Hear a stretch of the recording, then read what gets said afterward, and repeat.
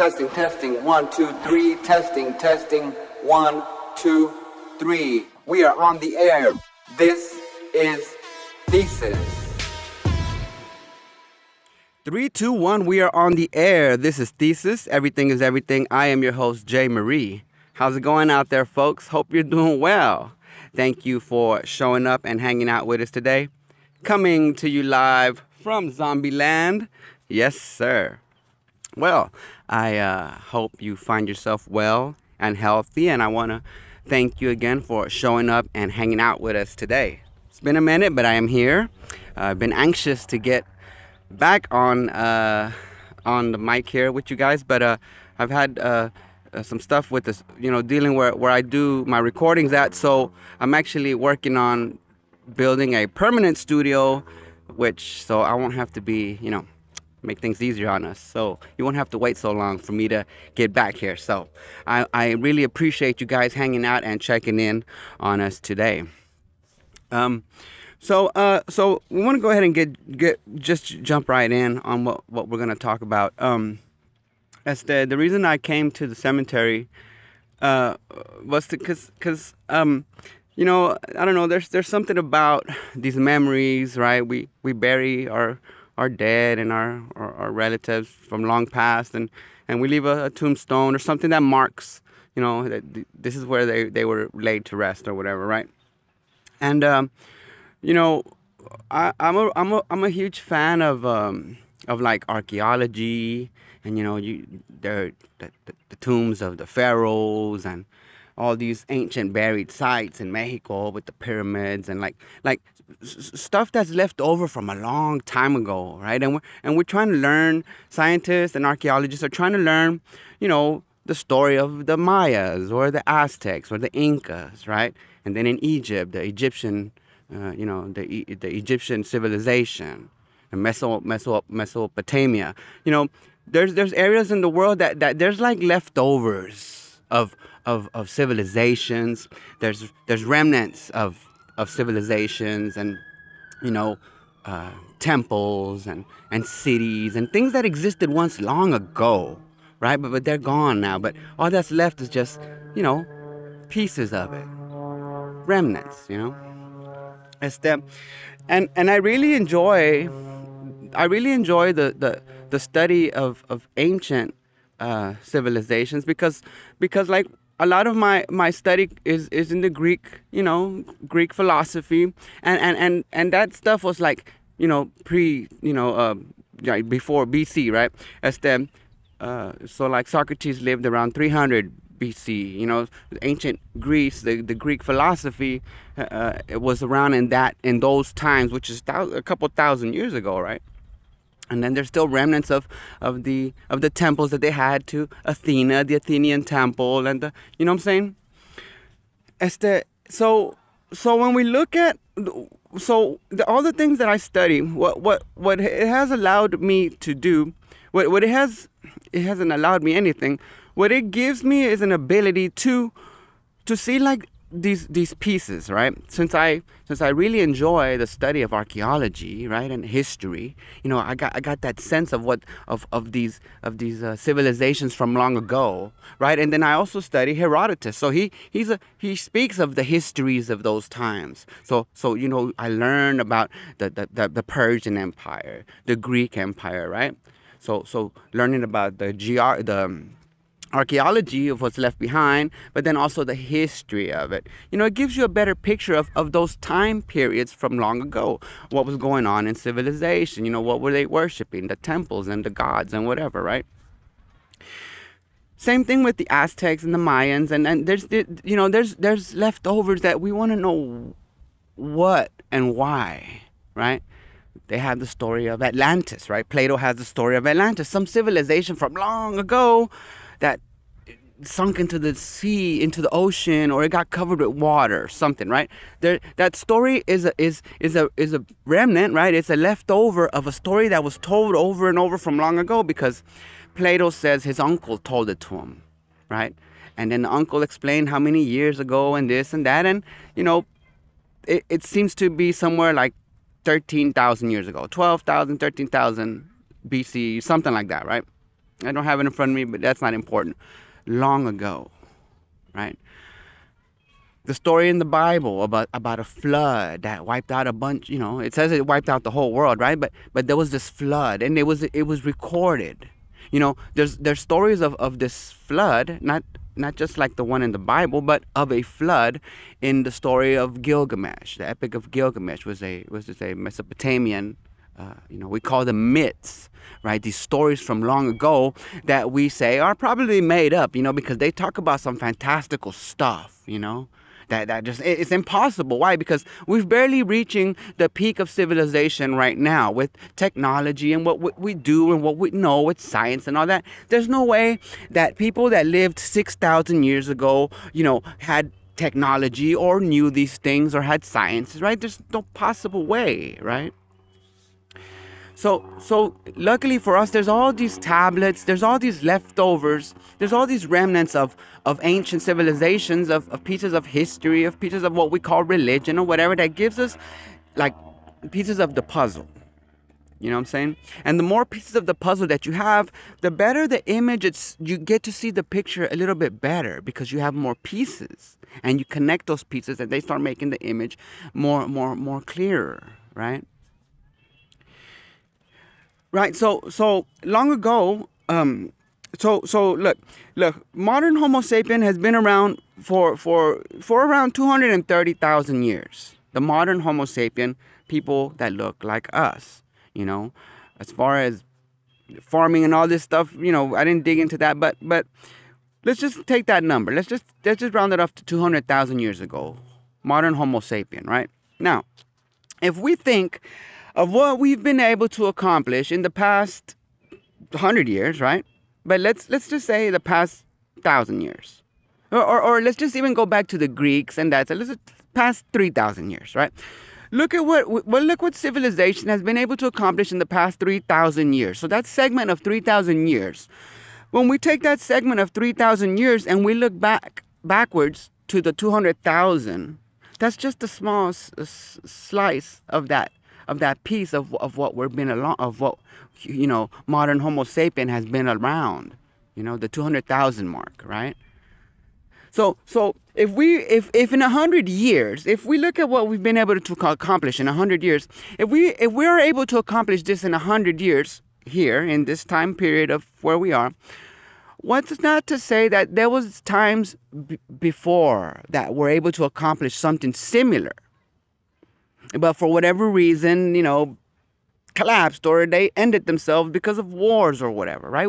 Because look, there's stories that we call myths, right, with the Greek gods and stuff, but then we also have the stories in the Bible, right? We have the stories in the Mahabharata, which is the Hindu, holy writings, which go back thousands and thousands of years. That certain stories talk about weapons and like flying machines, and they're having wars and like something that almost seems like a nuclear bomb, So there's writings that continue to exist, that are still around today, that we look back to, and if we were to compare to what we know today with science, we'll be able to say, wait, they're talking about an airplane, they're talking about a flying machine, they're talking about a nuclear war or a nuclear bomb, right? With clear eyes, with modern eyes of science, we can look at some of these stories and say, hold on, right? Because in some of these stories, it does call us to attention. Like, wait a minute, because stories like that are in the Bible just a little bit, where they talk about they saw God and following them, or the angel came down and struck down, or God struck down this town or whatever, right? So there's these things that seem like technological. They have like some sort of technological, behind it, right? In the Holy Bible, they talk about the Sodom and Gomorrah, right? Whatever. These towns got blown up, basically. In the Mahabharata, they got these wars, and in one instance, they talk about how one of the gods, can't remember the god's name, but shot an arrow, and when the arrow landed to where the enemy was, the cows were burned. It says it in clear language, like what we were to see if we were looking at scientific evidence of like a nuclear explosion. It says that the animal's skin just burned off. So there's these things that we can read, that we can see and say, hold on, that sounds like something scientific, like almost like a movie, right? And we call them myths. The Greek gods had wars and they fought with each other and all these things, right? We call those things myths, right? But what's to say that those stories hold some what's to say that those stories don't hold some little nugget of something that actually happened long ago, you know right? So like let's think of something that we can all probably, that we all have heard of and that we all know about, right? Atlantis, right? Plato speaks about this continent or this island. Here's the confusion. It's people who don't really know this subject matter. They go by off of things that are considered true, but they aren't. They're a starting point that's completely off base, because he never says it was an island. It was a land that was bigger than Asia, right? And Egypt combined. He compared it to a great land mass, right? That was heading west from the Pillars of Hercules, which is the north tip of where Africa and I believe Spain, right? Or whatever where they meet. He says it's that way. If you go that way, you'll go to this place where we call it Atlantis, right? So the only thing if you go that way, the only landmass you run into that's bigger than Asia and Egypt combined is the Americas, right? Okay. So the story of Atlantis talks about a time period where of long ago, but then there was a cataclysm, right? Okay. Now let's take Atlantis and slide it to the side. Boom. Okay. Now let's go to the Americas. Let's come to the Americas. Let's go to Mexico, right? The Aztecs, the Mayans, and even down in Chile, like down south in South America, Peru and all these. There's ruins there's ruins of an ancient civilization that had capabilities of building these huge, amazing structures, pyramids and cities. And we're starting to find cities that are like, we call it buried, but in the jungle, got overgrown because it was abandoned. It seems like if you were to abandon a house and nobody ever comes and cuts the grass and touches it, nobody ever lives there or whatever, the trees and the branches and everything is just going to grow over it, right? So something says this place was abandoned a long time ago for whatever reason, right? A lot of the stuff is covered in not only in overgrowth, but in dirt and silt. Where did all this silt or whatever it is called, the dirt from the water, where did all this come from? All this dirt, right? So if we look at the what's left over in Mesoamerica, right, in Central America, the pyramids and all that, we could say, wow, there used to be a civilization here long ago. We're not really sure. The Incas, lived here at this time, and the Aztecs and this and that. But even they have stories of that where they came from, right? And they have that story. They call it Aztlan, right? The Aztecs said, no, our people come from Aztlan, where the original 8 tribes or something like that, came out of a cave or something like that. That's the story that they tell. But the important part is the name of the place that the Aztecs say they come from, Aztlan. Damn, that sounds almost like Atlantis, and then so when we look at languages, they add these at the beginning or at the end of the word tis, like to for city, opolis, and the city, right? Opolis, these things that they add to words to kind of, right? So Aslan and Atlan sound the same, right? And then we think of the ocean, Atlantic Ocean, that's named after, that name it's like the Indian Ocean, right? It's named after India. Atlantic Ocean is named after Atlantic or Atlantis or Aslan, right? These names go way back, right? Like we didn't name the oceans. Somebody named it in the 1500s or whatever. No, these names go way back because they stay in the memory of the people who survived or whatever, right? So for some reason, this place that the Aztec used to live that was called Aztlan, they had to leave or whatever. They just know it was north of where they were from or whatever, right? They just know it was up somewhere. But besides all that, we, you know, why one thing that confuses me: why can't modern scientists, why can't modern, geologists and historians and whatever put those pieces together? No, they say no, it's in the middle of the Atlantic Ocean, way at the bottom, thousands and thousands of feet. So you're telling me an island that's supposed to be bigger than not an island, a place, a continent, a landmass that's supposed to be bigger than Asia and Egypt combined, sunk to the bottom of the ocean? No, something happened long ago. Many years ago, there was some sort of cataclysm because these cities were abandoned. The Mayan cities were abandoned. Maybe abandoned or everybody died, right? Right? Who knows, right? But if we put these pieces together, Noah's Ark, there was a flood a long time ago that killed killed most of the population on Earth. The story says that all the population on Earth. But okay, let's take that story and let's look at it, right?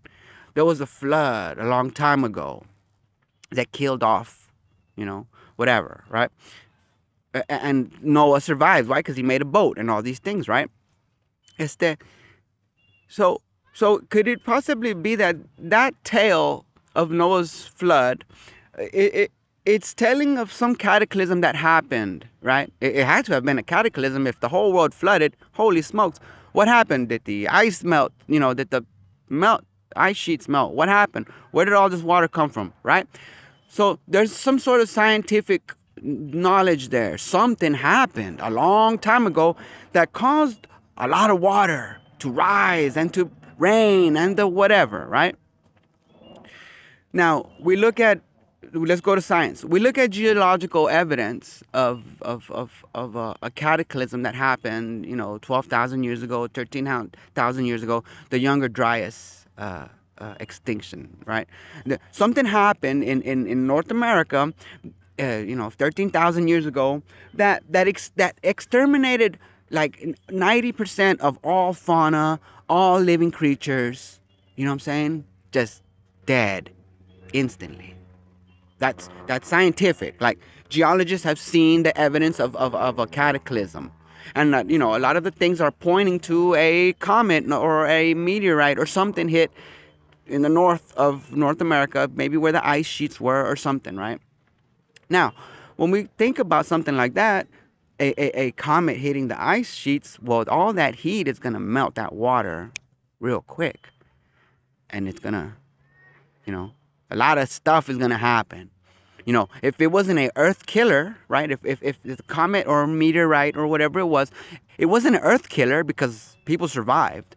So, but it caused a huge cataclysm in the extinction that happened around 13,000 years ago, right? So now let's put the pieces together, right? We got Noah's flood, we got the extinction of the Younger Dryas, then we have the empty cities of the Mayans and all that, right? So we can put those pieces together and say, wow, something happened, like scientifically, something happened long ago that wiped out most of the people on Earth, right? Now, since Homo sapiens has been around for 230,000 years, 200,000 years, whatever, how many times could we have possibly been, taken out by a meteorite or by wars that we cause on ourselves, or diseases or whatever? Because 200,000 years, okay, let's split that in half, 100,000 years, because, it takes time to whatever. But in 100,000 years, you know what I'm saying? What's not to say that we've been through some of these things before, wars that wiped out. And I mean, look what we did in World War One, World War Two. Millions and millions and millions of people died. Probably the total numbers are probably close to that 70, 80, 90 million, with civilians dying, with soldiers dying, with the people in the camps and everything. We're talking about 100 million people in the early 20th century. You know, if things would have went a little bit different, we could have ended up wiping each other out too, taking ourselves back to, a dark age or something like that, right? If humanity isn't able to control itself with its wars, with its technology, with what it does, and protecting the land and all that, it's like there's so we know what can happen to us because we have science, right? And we have, we have technology, and we're pretty open minded, and we can kind of see things now a little bit. We can kind of, right? So we know what happens if we kind of don't do things right? Like the environmental movement knows that if we don't protect the land, right? If we don't, clean up the litter, and if we don't protect our waterways and our trees and our forests and all these things, it can be bad in the long run. They know that because science tells us that, right? So when we look at religions, there's like these remnants. There's these little nuggets. There's these little pieces and tastes of information that's almost like from a scientific nature. Whether the psychological sciences, the physical sciences, as them, and they're written in the words.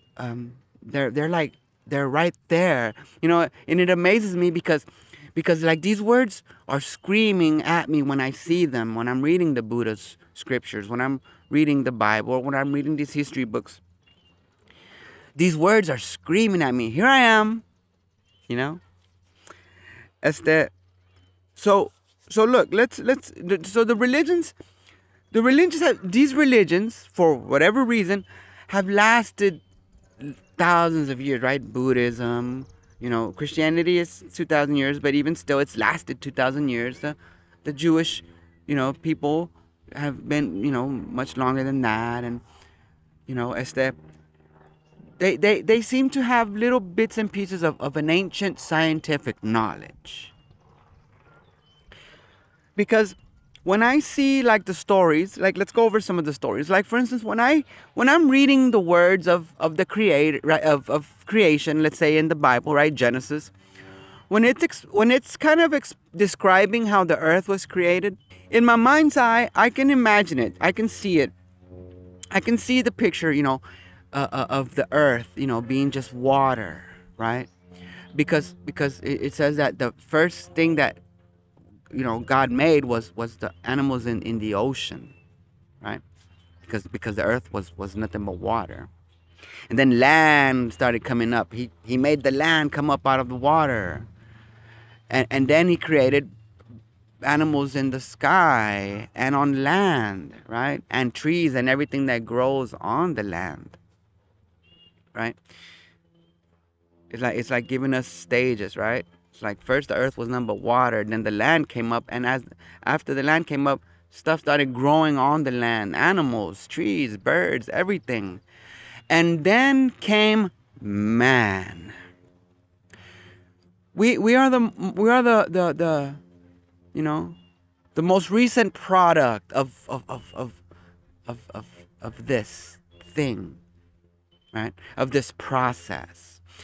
The story in the Bible, in Genesis, even though it adds little flavors of this and that we because we got to understand the way people wrote back in the day. They wrote it in a manner so it'll help people remember it, right?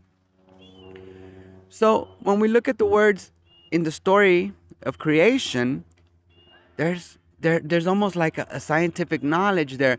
So like if I was trying to explain what we know about science now, because science says, oh yeah, look, earth used to be just water, and then the land came up and all these processes, right? Step by step by step, and then came man. We are the final, not the final, but we are the latest, right? In all these processes, right?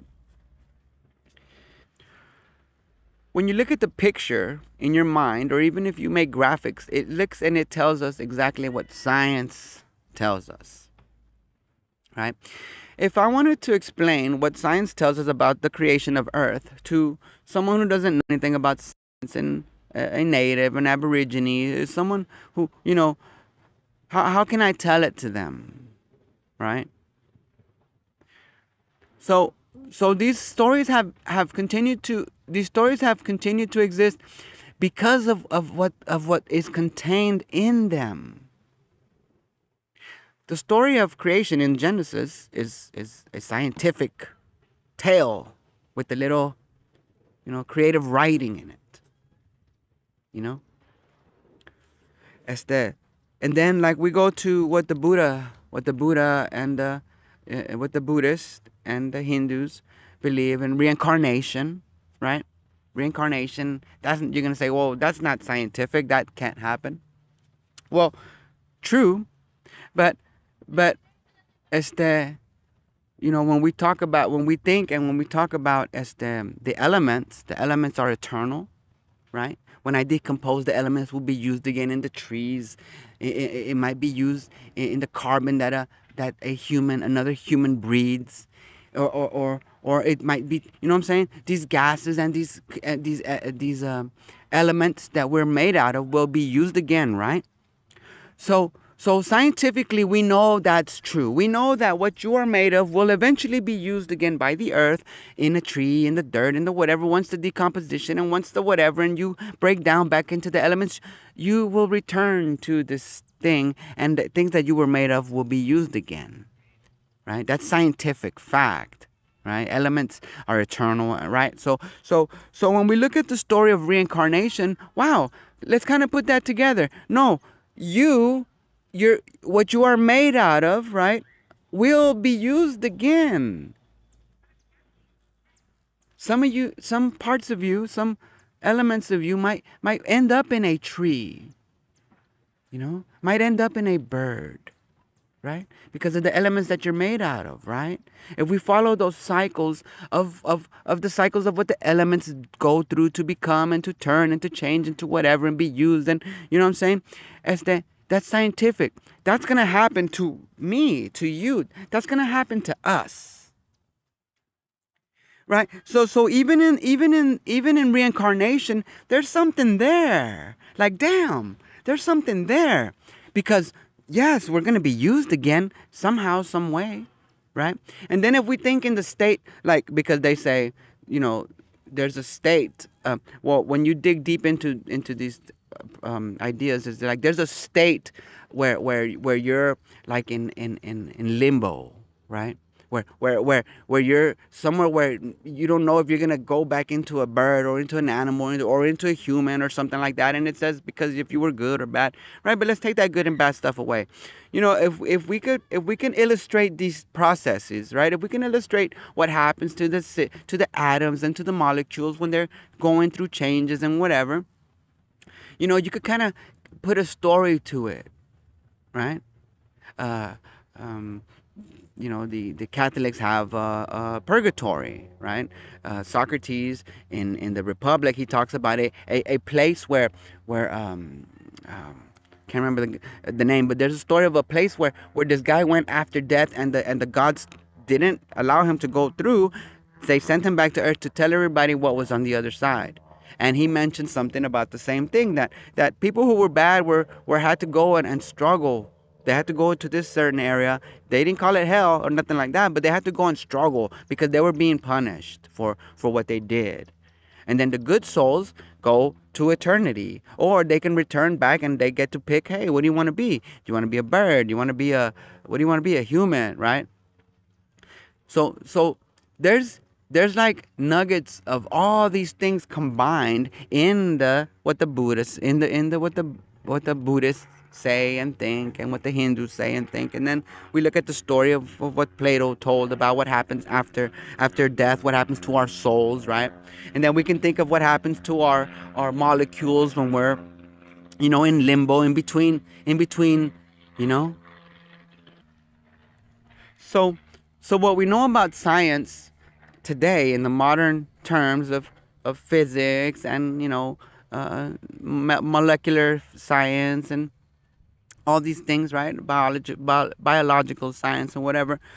We can see that there's a lot I can see, and my duty here is to point it out so we can all see it. Hopefully, is that we can see these hints of scientific knowledge in the stories of creation, in the stories of ancient times, in the stories of the Hindus and the Christians and the Jewish people and the Mesopotamian gods and the Egyptian gods and all of these tales from long ago. They hold nuggets of some truth. Este, you know, in even in like even in like uh, the psychological sciences, right? Like they know that trauma hurts, right? In the psychological sciences, we know that trauma hurts, and and it it causes a lot of pain and suffering long term, right? So we know that, and so the tales like of the Christ, for instance, or the prophets, they tell us, hey, you need to behave right, you need to act right with the people, you need to treat the kids right, you need to treat the people right, because they know, because when you do treat people right, the outcome is good, right? There's no trauma, right? If you raise a child correctly, there's no trauma to affect that child as he grows up or whatever, right? So it's almost like, like a scientific knowledge, a scientific wisdom that is buried deep within the words of the Christ, of the prophets of old, the Jewish prophets, of the Buddha. And when you look at some of these historical writings and stuff, you see all these nuggets of science, you know. And I think we've probably, it's safe to assume that humanity was, has been through uh, several events that are catastrophic, that were not earth killers, because we're here, so that were catastrophic to where it really left a mark, on the people's memory, and what I'm saying, este, and I think some of those tales have survived over the thousands of years, and you know, we tell them, they have been retold, like in the stories you know, of the Bible, the Jewish people, and the uh, you know, so like it's all there for us to see, right? Right. So there's been cataclysms. There's been cataclysms that have put a dent in humanity, that takes us back to dark ages, where civilization has to rebuild again. Because look, we're looking at the Egyptian pyramids and like, wow, who built this, right?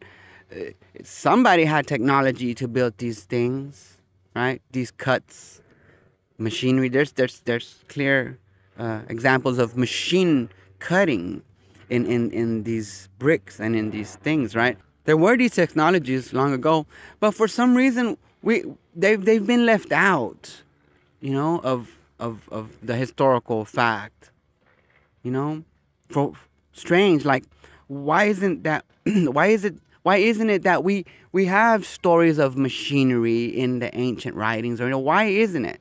Has it been sub like, has somebody been like trying to hide it from us or something? Because like in some of the Egyptian uh, relics or bricks or whatever, that you clearly see machine work. So it would be like, why wouldn't somebody tell us, right?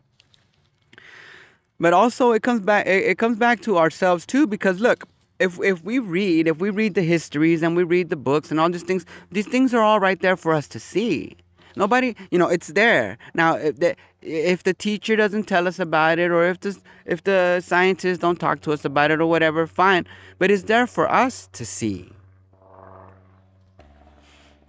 So, like, one of the things that really jumps out to me about some of the stories that are like in the Bible, for instance, the end of the world, right? that can mean several things because there's several ends. Like, yes, if a comet hits and destroys all of humanity, or it's an earth killer or whatever, that's the end of the world. Like, and nobody knows when that's going to happen, right? Because it talks about, hey, when is it? So, and Christ says, and the the prophets and all them, that they say nobody knows when that's going to happen, right? The end of the world, the day of God, or whatever they call it, right? But then there's another end. There's an end to your civilization. Rome collapsed. Egypt collapsed. You know what I'm saying?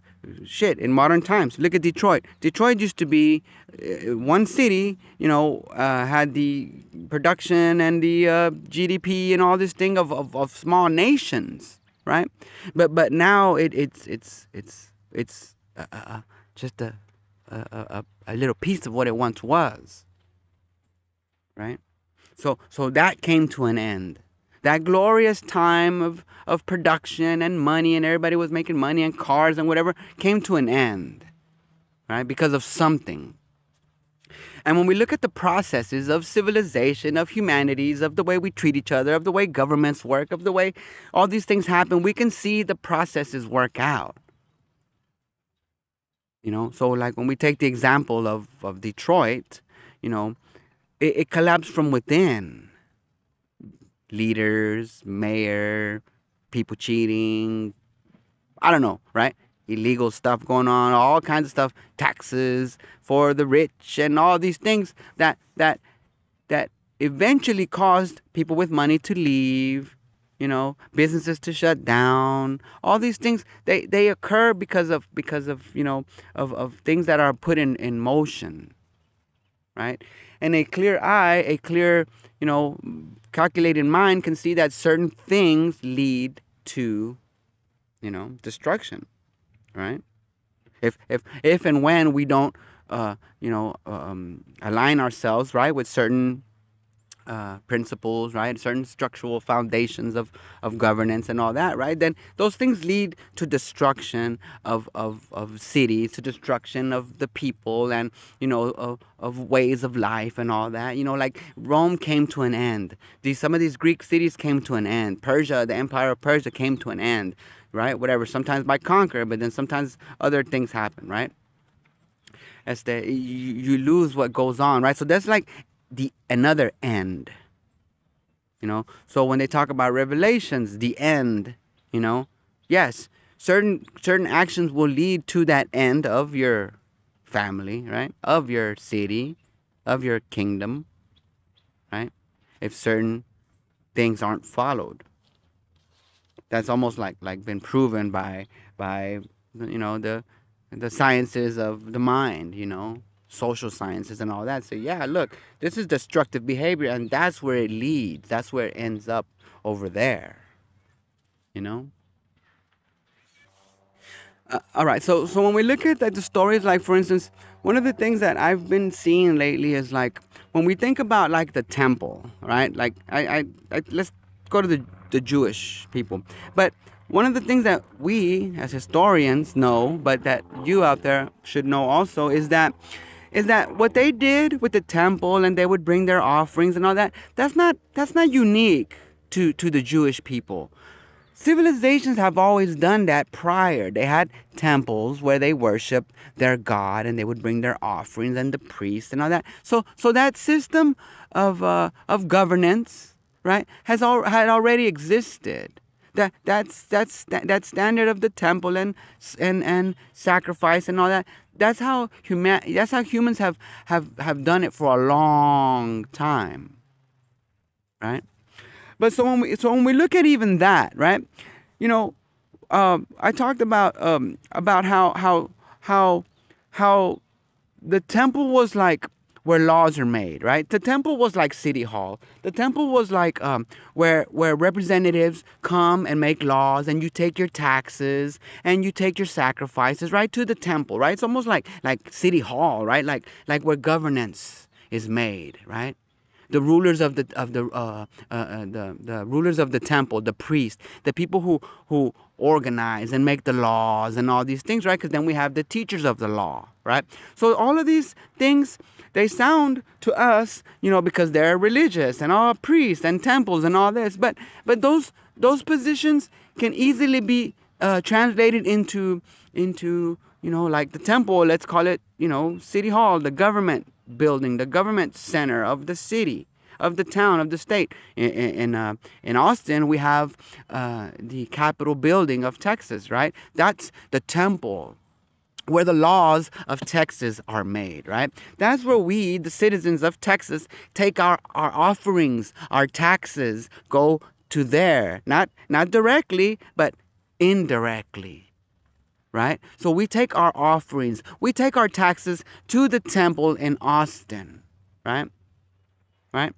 Este, and the priests of that temple are the congressmen and the people who work there, and right, the teachers of the law, people who know the law. They got to know the law that they're writing. They got to know that, right? They're like teachers of the law, right?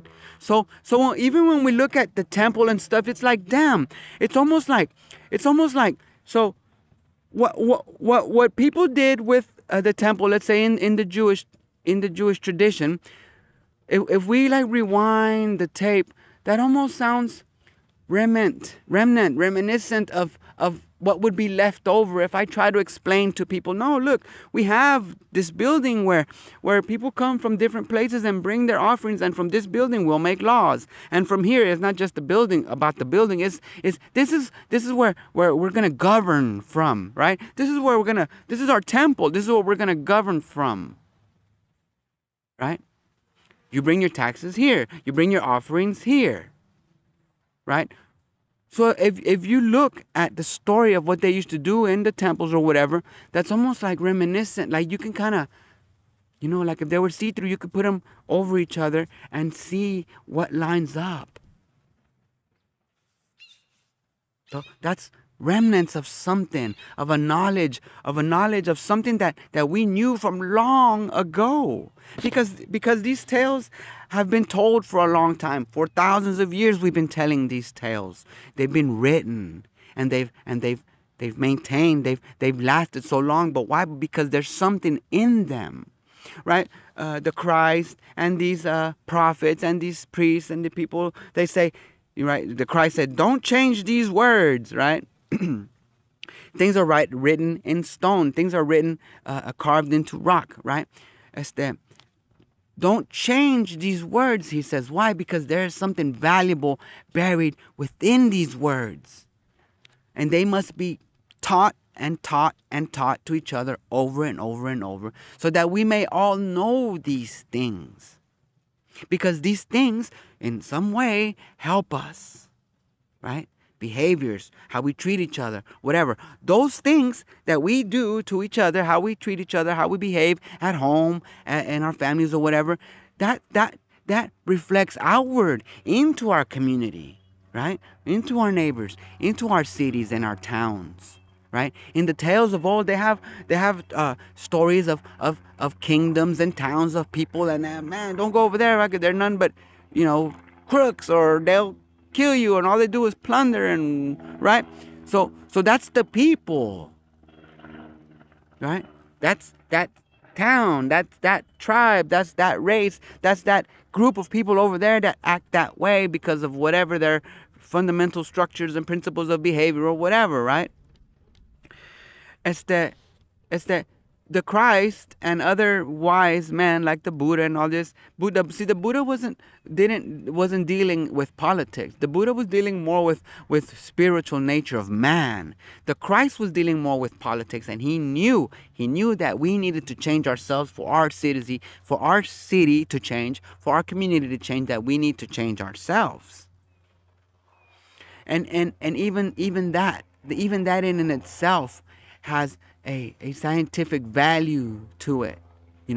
Good and bad, positive outcome, negative outcome, right? If we do these things, bad things happen. If we do these things, good things happen.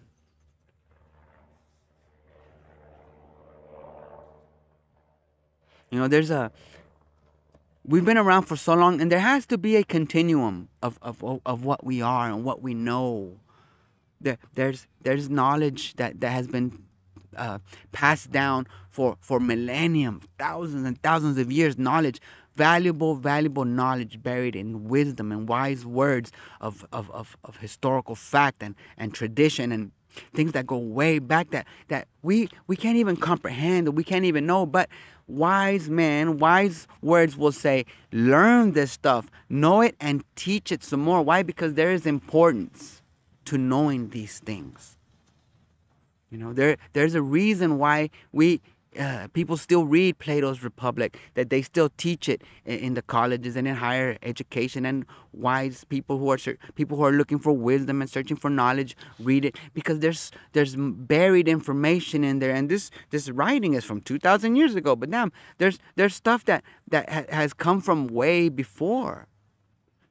Plato didn't, these ideas didn't come. He was a student of Socrates, and then Socrates had other teachers that come from long ago that have been forgotten.